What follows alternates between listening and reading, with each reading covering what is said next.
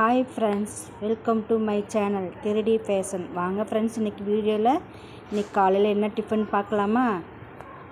இன்றைக்கி வெள்ளை உப்புமா எப்படி செய்வது பார்க்கலாம். அடுப்பு பற்ற வச்சுட்டு கடாயை வச்சுட்டு எண்ணெய் ஊற்றிட்டேன், கடுகு போட்டிருக்கேன். கடுகு பொரிஞ்சதுக்கு பிறகு கடலப்பருப்பு ஆட் பண்ணிக்கலாம். கடலப்பருப்பு ஆட் பண்ணிவிட்டு கடலப்பருப்பு நல்லா இருந்தாங்க. பச்சை மிளகா, கருவேப்பிலை, பெரிய வெங்காயம் நீளமாக கட் பண்ணி வச்சுருக்கேன்.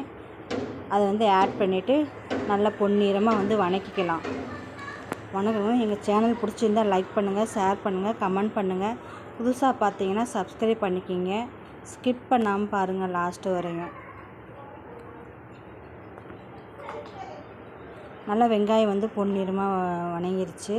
அங்கிட்டு ரவை நான் 3 டம்ளர் தான் போட்டேன். அந்த 3 டம்ளருக்கு 8 டம்ளர் தண்ணி ஊற்றணும். அப்போ தான் ரவை நல்லா வேகும். வெந்து கொஞ்சோண்டு உப்பு ஆட் பண்ணிக்கோங்க.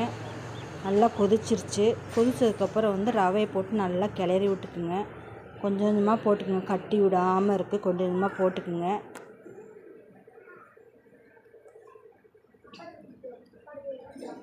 ஷேர் பண்ணுங்கள் எல்லாத்துக்கும்.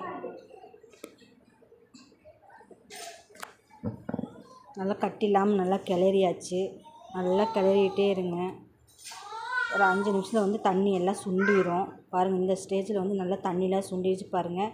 வடச்சட்டியில் ஒட்டவே இல்லை. எண்ணெய் லைட்டாக மேலால் ஊற்றிக்கிங்க. அப்போ தான் கையில் தொடுறப்ப ஒட்டக்கூடாது. உப்புமா ஒட்டாமல் இருந்தால் தான் நல்லா டேஸ்ட்டாக இருக்கும். ஒரு பிளேட்